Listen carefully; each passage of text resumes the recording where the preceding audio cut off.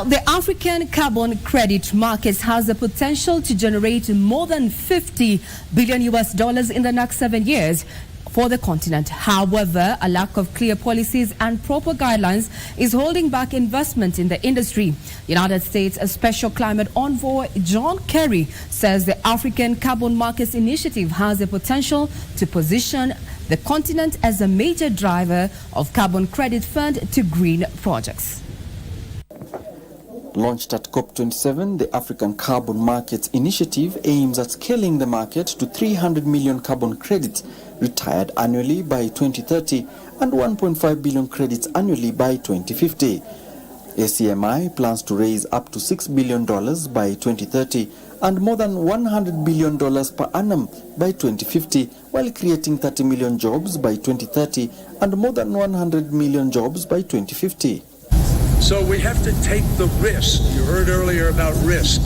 You have to reduce the risk that an investor looks at and sees and says, I'm not going to do that deal because I don't see how I'm going to make any money. I'm not going to put my money on the line. And the way you can de-risk is by getting concessionary funding on the table. We would encourage more countries to introduce carbon pricing because we feel it's an effective tool to drive climate action and sort of steer investments in a Paris-aligned way. So by planting trees to be registered, it's appropriately to there are many certificate system existing, so to apply for one of the certificate system. Carbon credit trading is where a company pays someone else to either reduce their emissions or capture their carbon to compensate for their environmental footprint. However, some stakeholders point to alternative ways of financing climate change efforts, while at the same time reducing the impact of climate change, such as by debt for nature swaps in the transactions meant to yield savings that can be used to fund conservation. We want the temperatures to be below 1.5 degrees. How do we get there?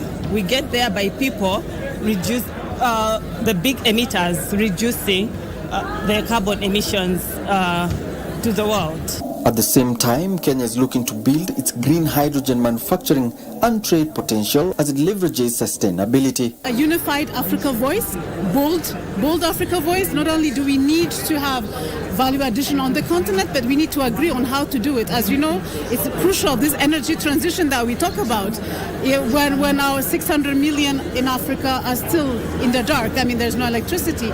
The Ministry of Energy is planning to produce a green hydrogen using extra capacity in its grids, especially at night during low electricity demand in the short to medium term to enable manufacturing. What is quickly emerging is that there's a disconnect between carbon offsetting and carbon credits, but it is the hope of many proponents that by the end of the summit, there'll be one voice from one continent.